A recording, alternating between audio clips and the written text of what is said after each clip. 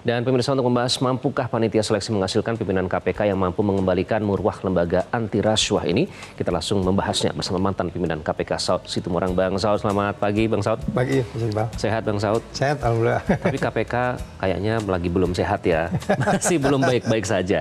Nah, kalau dari komposisi yang nanti akan melakukan tes wawancara, kira-kira apakah bisa menyembuhkan, membuat KPK kembali baik lagi nanti? Ya, risikonya tetap tinggi ya. Dari semua background yang ada ini kan memiliki risiko yang tinggi. Apalagi kalau kita bicara komposisi udah given angka 20, nanti 20 menuju 10, 10 nanti dipilih 5. Ini semuanya punya risiko mereka-mereka ini. Kalau kita kategorikan risiko itu yang paling tinggi, kalau dia punya latar belakang instansi, pasti itu risikonya lebih besar. Saya selalu mengatakan risiko untuk di-remote dari luar. Kita sudah punya pengalaman di periode 5 kemarin. Jadi sekali lagi, bagaimana kita bisa menemukan 5 ini nanti di lewat panitia seleksi yang kita pahami juga mereka kita nilai sebagai sesuatu yang nggak juga terlalu clear ya.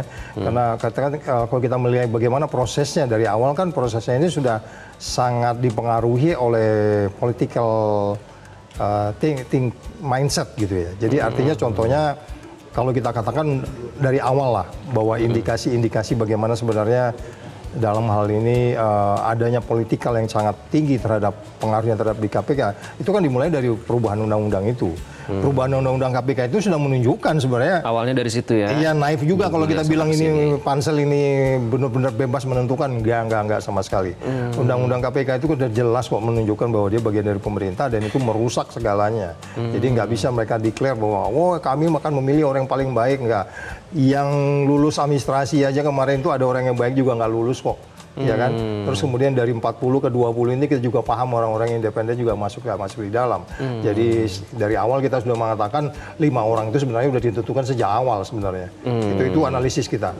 Itu analisis dari teman-teman juga para pegiat aktivis anti korupsi. Yes, kita kan dari awal bertemu beberapa kali terus mengawali jauh sebelum pansel dibentuk kita udah was-was bahwa ini bentuknya akan seperti ini gitu.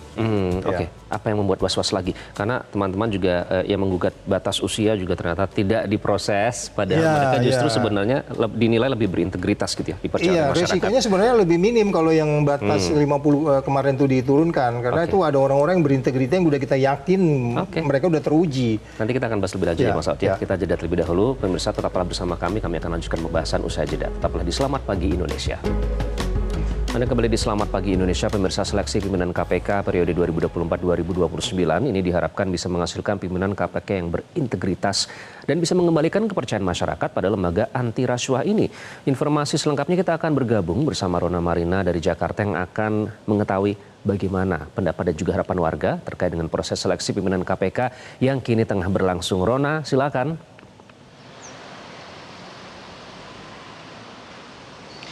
Ya, baik Iqbal, memang 20 calon pimpinan KPK dan juga Dewas KPK ini telah melaksanakan tes kesehatan dan juga tes wawancara dari mulai tanggal 17 September 2024 hingga hari ini. Dan memang tes wawancara ini merupakan tes terakhir yang akan dijalani oleh para calon pimpinan KPK. Yang mana memang sebelumnya ini para calon pimpinan KPK ini sempat ada 40 orang yang dinyatakan lolos dalam tes tertulisnya dan kemudian mereka melanjutkan ke jenjang untuk tes assessment. Di mana untuk tes assessment ini merupakan tes-tes mengenai psikologinya. Dan memang dari tes-tes yang sudah dijalani oleh para calon pimpinan KPK atau capim KPK ini diharapkan dapat mengembalikan marwah KPK yang sempat menurun di mata publik. Dan berikut adalah tanggapan dari warga yang sempat memberikan pendapatnya terkait dengan seperti apa marwah KPK sebelumnya dan apa harapan-harapan mereka untuk calon pimpinan KPK berikutnya yang telah kami rekam beberapa saat yang lalu. Yang kurang yang sekarang ini nih yang pengen habis masa tugasnya ini banyak sorotan publik ya. Itu banyak yang terkadang pimpinan KPK dari ketua KPK-nya sendiri itu warga juga mensayangkan sikapnya bertemu dengan Menteri Kehutanan SYL, Menteri Pertanian SL, akhirnya sampai polemik berkepanjangan. Lalu dia sampai diberhentikan dan kasusnya pun sampai sekarang juga nggak jelas ini kan? Ya, dan kemudian Iqbal untuk tahapan selanjutnya ini dari panitia seleksi atau pansel ini akan menyerahkan 10 nama-nama dari calon pimpinan KPK yang sudah terseleksi tadi kepada Presiden. Kemudian dari Presiden nanti akan menyerahkan nama-nama 10 orang calon pimpinan KPK tersebut ke DPR RI. Dan nantinya dari DPR RI ini ada 10 nama-nama calon pimpinan KPK yang nantinya akan dipilih 5 orang saja untuk menjadi pimpinan KPK pada periode 2024-2029. Kemudian untuk syarat dari calon pimpinan KPK ini adalah dicari bagi calon KPK ini yang harus memiliki keberanian. Kemudian mereka harus memiliki integritas yang tinggi dan mereka juga harus memiliki track record yang bagus.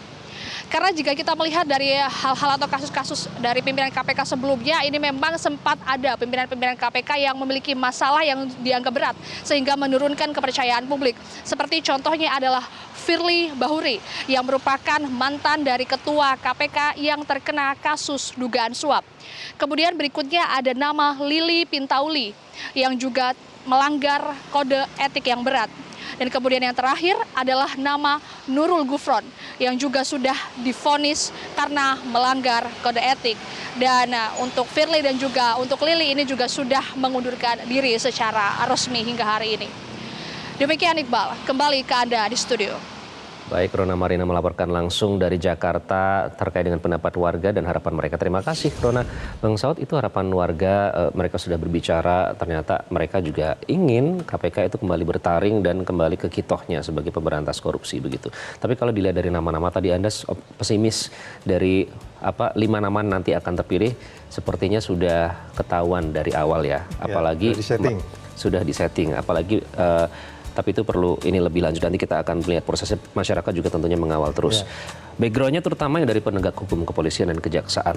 Nah ini kan kita berkaca dari kasus yang sebelumnya, periode sebelumnya. Kalau misalnya terkait dengan kedua lembaga penegak hukum ini terkesan nanti dikhawatirkan karena jiwa korsa, mereka jadi ada konflik kepentingan di situ. Nah apakah ini yang mungkin juga akan masih bisa terjadi meskipun sorotan masyarakat sudah sebegitu kuatnya, Bang Saud? Iya, yang paling sulit kan sekarang ini kita mencari 5 orang, kemudian kita kecemplungin ke dalam satu kolam yang sangat polutan. Dia pasti akan megap gitu ya, ibaratnya ikan itu sangat kotor situasinya. Ya pasti dong sangat kotor, indeks persepsi korupsinya kan 34. 34. Jadi 5 orang ini kalau kita tantang, Anda bisa naikin nggak minimal sampai 40 atau 50 gitu. Dengan presiden baru yang akan datang. Kan ini mereka nanti bekerja di presiden baru ya. Dari 5 orang ini bisa nggak mengangkat indeks persepsi korupsi 34. Cara kita menegakkan hukum itu kan kita dapat nilainya 24. World Justice Project dirata-ratain, jadi dia 24. Cara kita melaksanakan demokrasi kita dapat bahkan 25, hanya beda sedikit gitu. Jadi situasi ini bisa nggak kita sih memilih seseorang yang kemudian carut marut dari situasi ekonomi, politik, terus kemudian sosial, budaya kita, keamanan, ketertiban, dan seluruhnya itu bisa nggak mereka paham? Karena KPK kan tugas utamanya yaitu koordinasi, supervisi, monitoring, pencegahan dan penindakan. Dia nggak bisa alasan hanya menindak tanpa juga memonitor.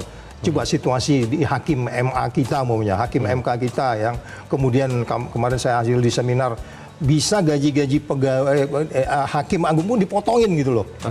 Dan maksud saya gini, situasinya itu sangat polutan di penegakan hukum terlebih. Nah, ini sulit sekali.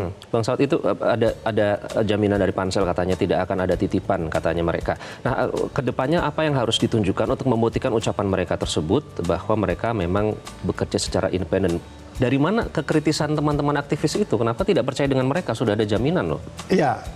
Kita paham betul bahwa sebenarnya mereka digaji dan dia bekerja untuk siapa. Pansel ini bekerja untuk siapa bisa kita bayangkan. Kalau dia bekerja atas nama hukum dan atas nama indeks persepsi korupsi yang 34, ada beberapa orang yang lebih eligible sebenarnya untuk masuk di situ. Nah sekarang dari semua nama ini nggak ada yang benar-benar malaikat betul, tapi setengah malaikat ada. Artinya untuk memilih 5 orang ini nantinya dengan benar-benar bisa perform dia dalam penegakan yang saya sebut tadi, koordinasi, supervisi, monitoring, pencegahan, penindakan, apakah mereka punya nilai-nilai yang sudah ada di KPK. Persoalannya kembali kan di KPK itu dari 9 nilai. Kejujuran, kepedulian, kemandirian, kedisiplinan. Ada orang yang jujur tapi penakut. Kita nggak perlu orang-orang penakut. Kenapa butuh berani? Ya kita butuh berani karena memang persoalan sekarang ini kan orang kebanyakan tidak berani menyesuaikan hati nuraninya bahwa ada sesuatu yang benarnya kita prioritaskan. Penakut itu takut sama siapa? siapa Bang Saud? Oh ya, kita bisa bayangkan takut sama siapa yang milih kan, pansel ini bekerja untuk siapa. Jadi artinya gini loh, kita sudah bisa bayangkan bahwa bagaimana undang-undang KPK itu diganti, which is sekarang KPK itu bagian dari eksekutif, dan itu udah barang itu jadi miliknya eksekutif.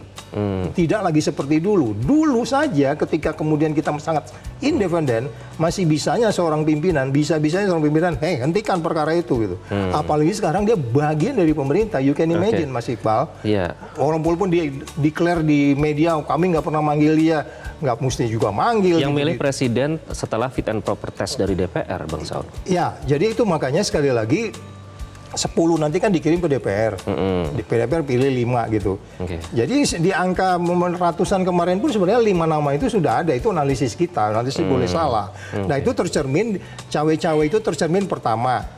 Undang-undangnya udah seperti itu, panselnya seperti itu, tanggapan masyarakat seperti itu. Kemudian tokoh-tokoh yang muncul, sudah dibilang waktu itu kalau bisa pansel bikin ketegasan, oke, kalau kamu dari instansi terkait, kamu langsung mundur, bikin surat pernyataan mundur supaya kamu nggak dipegang-pegang buntutnya yang saya bilang selalu di remote itu, sehingga kemudian saya selalu bilang. Dia datang ke KPK dirinya dengan Tuhannya. Ada nggak berani kayak gitu, ya kan? Gue nggak takut siapapun. Karena tadi kan udah dibilang, jujur, Dari peduli, sosok mandiri. yang ada itu tidak ada yang seperti itu ya. Yes. Baik Bang Saur, sayang waktu kita terbatas. Kita harus berprasangka baik, meskipun susah. Oh Kita ya, harus ya udah berprasangka given angka baik. itu udah ada, tinggal berharap nanti kan pedang pemberantasan korupsi di presiden barunya. Oke. Ya kita harap Baik. dari dia. Karena memang pertanyaan juga salah satu tokoh Sekjen Transparency International Indonesia tidak lolos padahal dia menganalisis indeks persepsi korupsi. Tokoh-tokoh seperti itu justru tidak lolos. Ya kita nanti berharap kita tetap mengawal. Terima kasih teman-teman juga tetap kritis ya, Bang Saud dan teman-teman aktivis kita anti tetap korupsi. Mengawal terus. Terima kasih sekali lagi Bang Saud. Jelajahi cara baru mendapatkan informasi. Download Metro TV Extend sekarang.